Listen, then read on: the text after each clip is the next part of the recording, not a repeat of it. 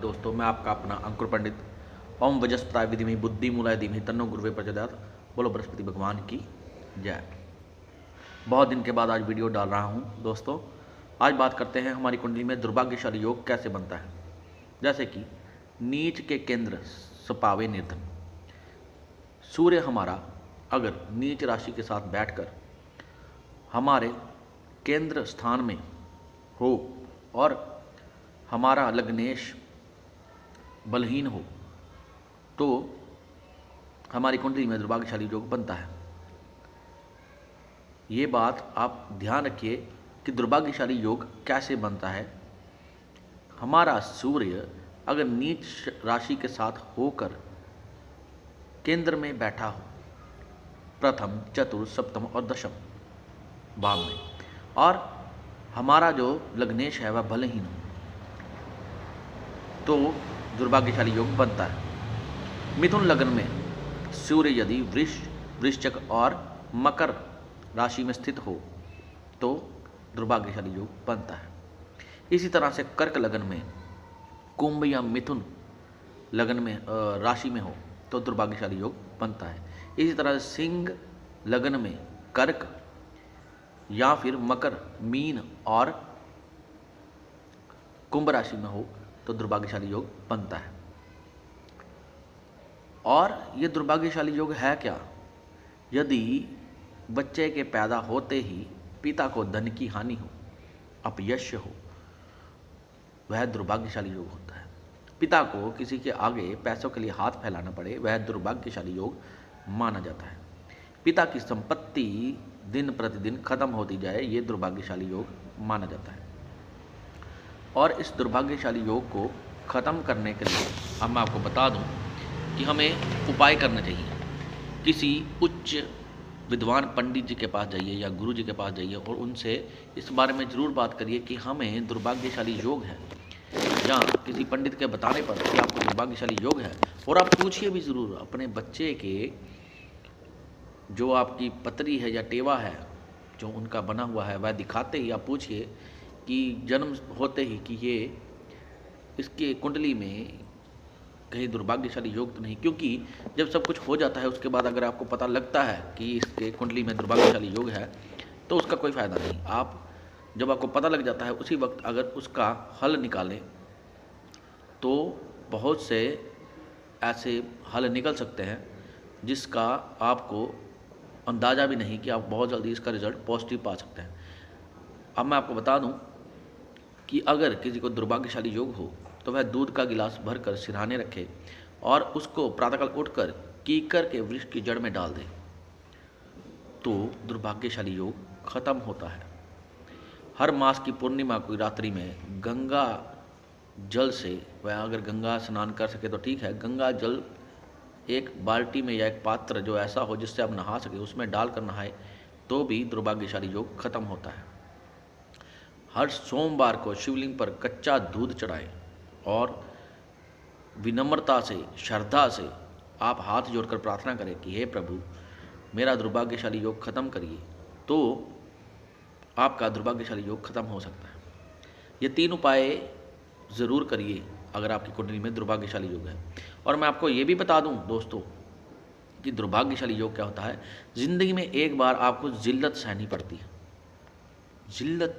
जिल्लत का मतलब बेइज्जती, पैसे की हानि, आपका खुद के विचार नेक होते हुए भी आपको हर किसी से कोसा जाएगा। ये होती है दुर्भाग्यशाली योग की परिस्थितियाँ।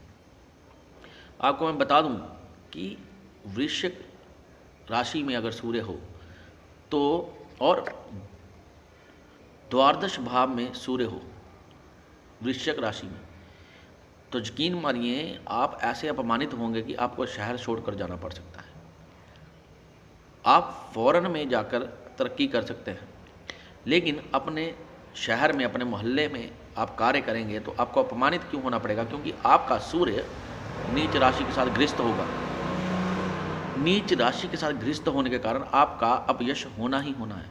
आपके खुद के रिश्तेदार आपको अपयश के नज़रिए से देखेंगे, आपको एक अपमानित व्यक्ति के तौर से देखेंगे। यदि आप इसमें पॉजिटिव रिजल्ट चाहते हैं तो मेरे कहने के अनुसार जो मैंने 3 आपको बहुत ही सही उपाय बताए हैं वह करिए। उसको करने से आपका दुर्भाग्यशाली योग खत्म होगा, पिता की भी धनहानि नहीं होगी, पिता को भी किसी के आगे हाथ फैलाने नहीं पड़ेंगे और आपको भी जो ज़िंदगी में एक बार अपयश झेलना पड़ेगा वह नहीं झेल पाओगे। और वो जो अपयश है उसको हम ना झेलें, इसलिए ये छोटे से टोटके करने में कोई हर्ज नहीं है। करना सब कुछ भगवान ने है, लेकिन कहते हैं कि भगवान ही किसी रूप में आकर बताता है। अब यकीन मानिए ये बात मुझे बचपन में कोई बताता तो शायद मैं भी करता। और ये नेचुरल बात है कि ज़िंदगी में एक बार अपमानित होने के बाद दोबारा उस लेवल पे आने के लिए आपको हो सकता है ज़िंदगी के 10 साल, 5 साल, 20 साल देने पड़ जाए।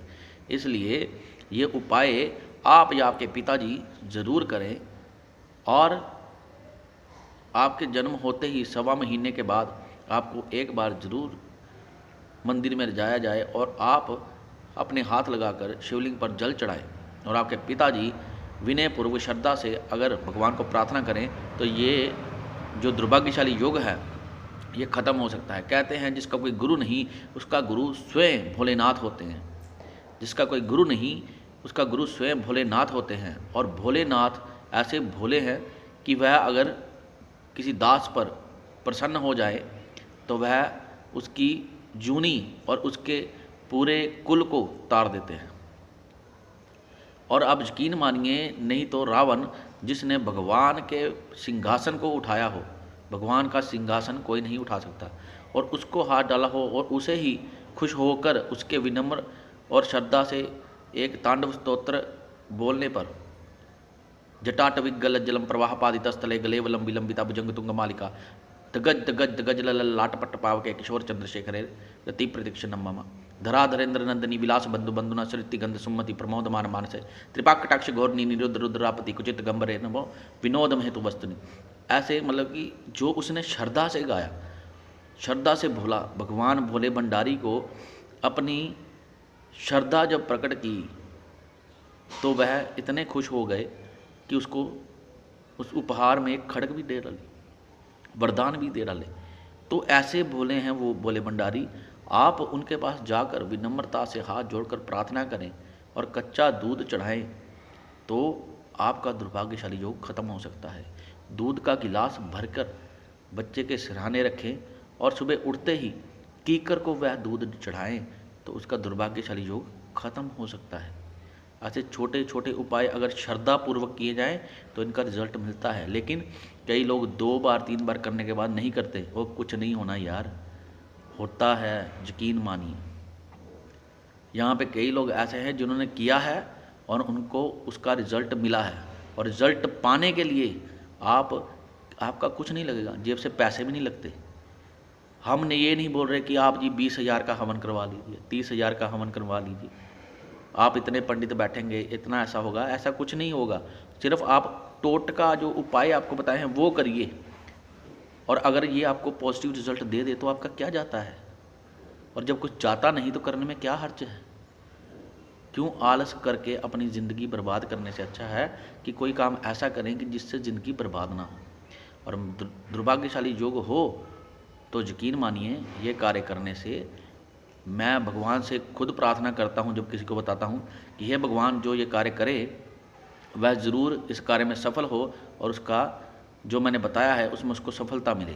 और आप भी भगवान के आगे विनम्रता से प्रार्थना करेंगे तो आप भी अपने कार्य में श्रेष्ठ रहेंगे और आपका भी दुर्भाग्यशाली योग खत्म हो जाएगा।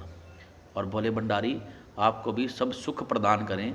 जो इस वीडियो को देख रहे हैं उनको सब सुख प्रदान करें और भगवान का आशीर्वाद हमेशा उन पर बना रहे। आज के लिए बस इतना ही। राम राम जी। सब सुखी रहे संसार। आप पर भगवान भोलेनाथ की कृपा बनी रहे। अब दोस्तों मैं लास्ट में ये बात कहूँगा कि मेरा चैनल लाइक और सब्सक्राइब ज़रूर करिएगा। आपके प्यार में ही मेरा जो दुर्भाग्य है वो सौभाग्य में बदलेगा। और आप मेरे को प्यार करते रहिए, आप मेरी वीडियो लाइक और शेयर करते रहिए। इसमें ही मैं श्रेष्ठ हूँ क्योंकि श्रेष्ठ क्या है? आपका प्यार, और आप प्यार देंगे तो आपका प्यार ही मेरे लिए श्रेष्ठ है। राम राम।